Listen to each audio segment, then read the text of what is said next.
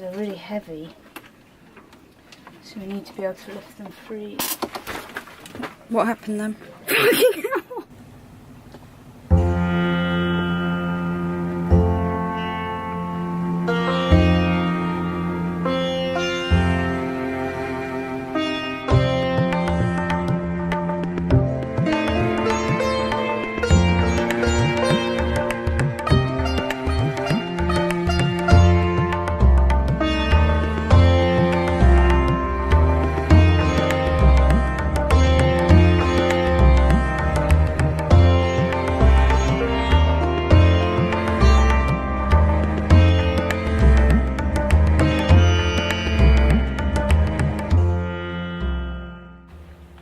Just watched the nicest sunset.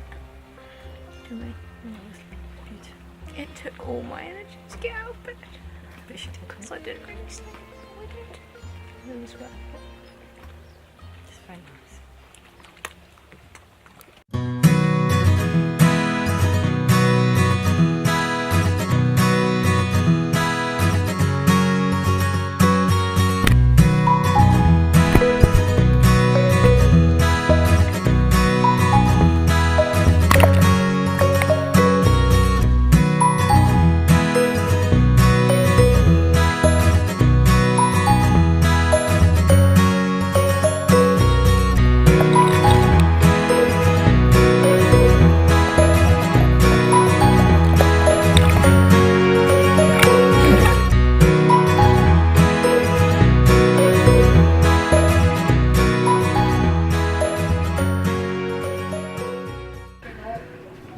So, we launched on the 19th of July and now it's the 12th of September.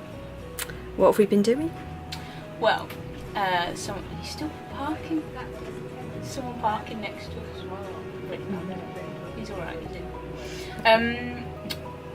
So we launched on the 19th. Before that we're doing a lot of work on the hull. Basically things we can't do while we're in the water because we'll sink. Since then we've still been doing a lot of work on the boat, but things that we can do while we're afloat, so we have been able to do a bit of sailing as well. So things we've been sorting out are the holding tank, which you're well versed in. I think I talked about the holding tank quite a lot. Holding tank. With holding tank. We have been sorting out our batteries.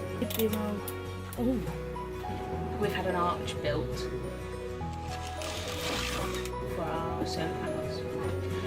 But we've also been getting used to the boat and figuring out how things work, what needs fixing, etc.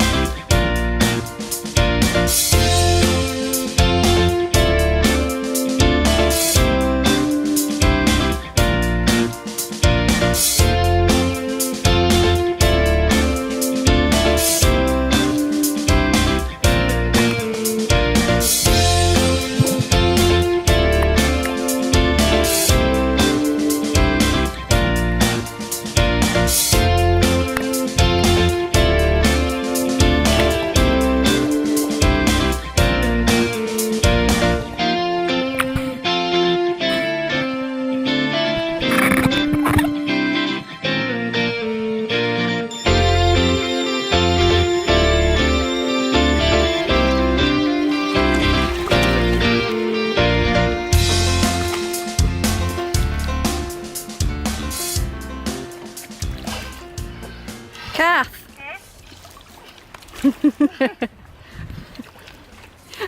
What are you doing? I'm scraping the hole, but it keeps coming off. What keeps coming off? The brush. Oh! Oh dear. She's really grubby. Oh dear. Yeah. It's not very pleasant, to be honest. Is it barnacles? It's not, well, it's not barnacles actually. There are barnacles on the propeller, but there's mainly just like weedy bits growing and like green algae, and it's just. What was all that anti-fouling for then? I know. I want my money back. I want my day back. 5 days. I see more of her bottom than I have of her top. Oh dear. Normally that's not a problem.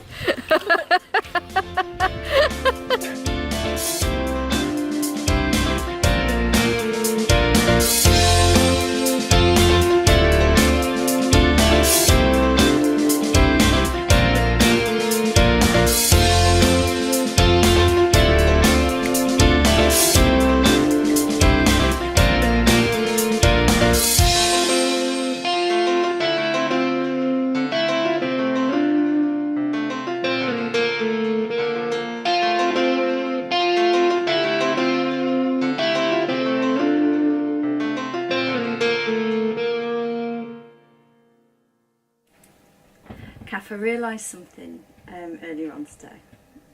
I realised that tomorrow it's exactly 2 months since we launched. Oh my god. Yeah. Yeah. We've done quite a lot, I think. We've done loads.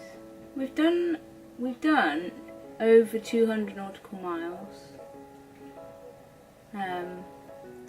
Some of that motoring.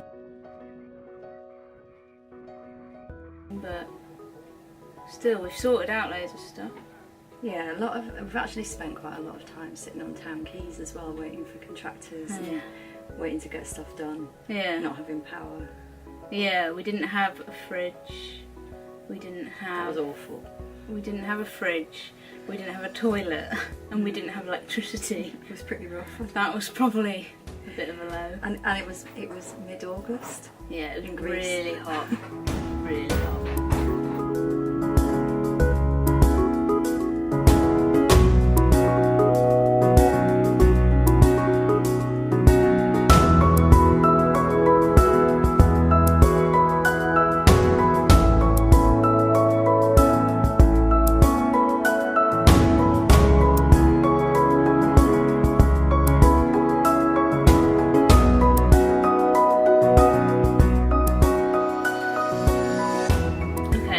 So we're gonna do. We've been on a boat for 2 months. We're gonna do 3 questions each, just to sort of see where we're at. You ready? Okay. Okay. So my first question for you is, how does this experience compare with what you expected? A lot of it is like I expected, because I really thought about it, and we knew what boat we were buying and where we were going to start off. I think I thought that we'd be able to just go and do our own thing much sooner than we have. We've spent a lot of time waiting around, sorting things out, and we've had some fun. But we've had a lot of fun. We've done some sailing, and it's been great. But we haven't yet just been able to like go right. We're going, you know, and we don't have to come back up this way for one thing or another. Yeah. At the moment, we're waiting for a sort of final repair on the hull because something happened while we're out here that we need to get sorted. Yeah, there's always stuff, isn't there? But yeah, we've had some major projects to sort of tick off before we can just go. But, you know. But otherwise, it's pretty much as I expected, to be honest. That's good. I now had high expectations. Yeah, you did. Yeah. That's good. Go on then, ask away. Kath, what is the difference between being a sailor and being a boat owner? How have you found being a boat owner? God. I mean, the responsibility is huge, I would say. It's a pleasure, it's an absolute pleasure, like, to be able to stand at the wheel of your own boat. It makes such a difference, you know, and kind of she's yours, rather than you've hired or you're on a holiday or you borrowed or whatever. That said, you do have to be, as well as a sailor, you have to now, I need to become, I'm definitely not yet, as you can probably tell, I'm not an electrician, I'm not a mechanic, I'm not a plumber, I'm not a joiner, I'm not a carpenter, I can't work with steel. But all these things keep breaking, which is forcing me to learn, which is really exciting. Like, I really want to learn new skills, like more like hands-on. You know, before this, I worked at a desk. It was quite sedentary and definitely not, using my hands or that practical. So that's I'm really enjoying it, but it's a steep learning curve. Yeah, no, it's it is a pleasure. It's a responsibility, but it's a pleasure as well. It's my dream come true.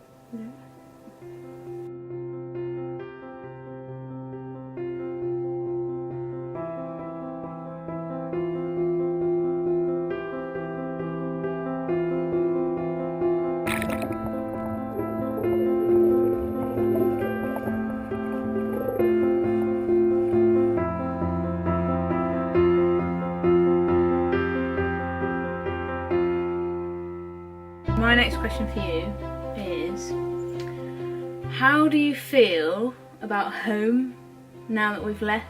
And because this is such a different environment and one that you're not that used to. How do you, when you think about home, how do you feel? I feel very much like home's still there, and like I'm still working part-time in my job, so that aspect of home is with me, and I think the people from home will come and visit. I hope they do. Mm-hmm. And not all at once. Not all at once. It's not that much space. No.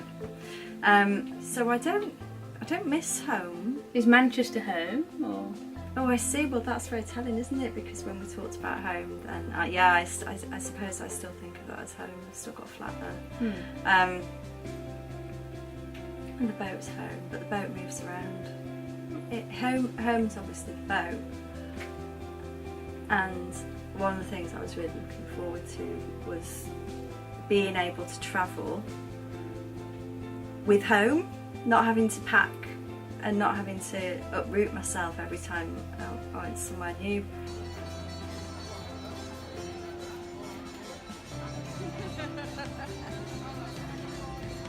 What's the thing that you're most proud of doing, so far on this adventure? Doing it! Actually, do you know what? The biggest challenge was making the decision to do it.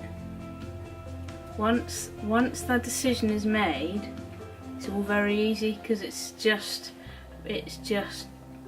breaking it down into smaller pieces and right, okay, I need to save some money. A lot more money. I'd save a lot more money if I was doing it again. Go out, look at boats, buy the boat, do up the boat. All of that can be broken down, but actually making the decision to take the leap was the hardest thing. But once you've made the decision, and definitely once you've started telling a few people, I've said this a few times, once you've made the decision, you tell people, that's it. It's very easy. It's almost like you're on this downhill skiing slope, and like it just happens. It just plays out then.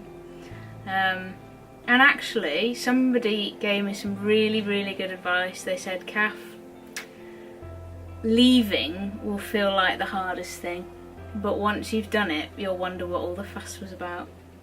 And it couldn't be truer. It's so true. Yeah. But there was a lot to do to leave. So much to do. Oh, it was insane. And hard bits. I loved my job. I loved the people I worked with. So leaving that was hard. I love Manchester, but I'd been there 10 years. It was time to do something different. So they were hard. It definitely wasn't easy. No. But once you made the decision, you start seeing, I think you definitely start seeing your life through a different lens, and you're sort of thinking, God, why am I paying for this gym membership and never going? And I'm walking to work, and it's quite sedentary, and you know, but I'm going to work to pay for the gym membership that I'm not using. So you just start seeing things a bit clearer, I think. And, but you know. But she was unbelievably tenacious to get us to this point. Well, we did it together. Yeah. It was definitely, you know, we did it all together. Right, here we are, Saturday Night Live in a beautiful bay. There's my tea. But we've got a cracker storm brewing. So we've battened down the hatches and we're just watching it roll in. So all of our neighbours did really nice stern twos and took lines ashore. We tried to do that. Well, we were all set up to do it, but then we were just a bit slow on getting the line to the tree. So we'd just like dropped anchor in the middle and we're just rolling on it. But now I'm actually quite glad because this is coming. So we've got jumpers on, we've battened down the hatches and we're waiting for the storm now.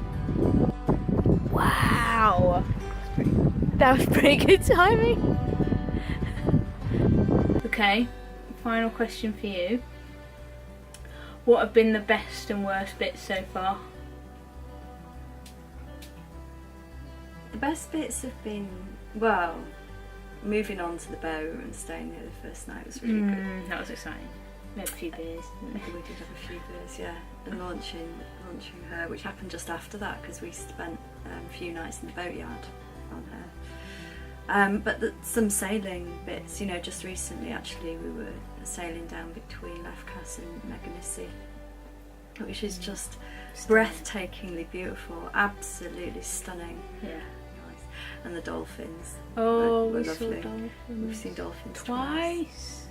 So that's been incredible, and the worst bits have been only by virtue of all sort of happening at the same time, really. Yeah. You know, it being extremely hot in August, not having any power, which meant that we didn't have a fridge and made it really difficult to work because it was difficult to charge laptops and phones and things and get internet, and we spent a lot of time sitting in cafes, which was sounds okay, but actually it's a bit wearing, isn't it? yeah, you don't really want to be spending all day sitting in a cafe because you have to. Yeah. Kath, I'm going to ask you the same question actually. I'm going to ask you what your best and worst bits have been. Okay. Oh God. Well, you know, not having cold beer was a low. Yeah. Worst bits? I don't know really. There was some. It was really hard packing up everything before we left Manchester, and not hard as in like it's just hard work. Just it was emotional work that I didn't really budget for. So I was living in a 2-bed flat, and I really didn't have that much stuff. But you always have more stuff, I think, than you think. I had this little sort of hatch built in the loft to store all my things. And when I say things, I mean just like photos, family heirlooms, which we don't really have. And that was it really. But actually whittling everything down, going through things that people have given you and being like, oh my God, I can't keep it. It was hard work. That was hard. And it took a long time. So if you're going to do this, I'd say do that sooner. I left it a bit late, I reckon. So that was quite hard. But best bit, oh my God, so many. Launching, that was incredible. Although there was a point where they were like, can you just go in the boat and check for leaks? I was like, oh, that could have been a worse bit, but it wasn't, thankfully. What else? Dolphins, just like sailing with you. Oh. Like, it's just been wonderful. Just the two of us rather than, you know, when you do courses or, you know, you go out with loads of people, it's a really different experience because you split up the tasks naturally and there's normally somebody else telling you what to do and when to do it and how to do it, whereas actually this is our boat. I've had a few instances actually of people being like, who's the skipper? And I'm like, yeah, that's me. Oh right, okay, but who's the owner? Yeah, no, that's me too. And just seeing it sort of wash over their face is quite fun. I quite enjoy that. But having the freedom actually for us to do that ourselves and go wherever we want, that's wonderful. Yeah, it's been amazing. That's really wonderful. Yeah, so there you go. Happy with that? Happy with that, Kath. Thanks for watching, guys. Join us next time as we travel down to Kefalonia to pick up Kath's mum, who's going to help us make our first proper passage to Sicily.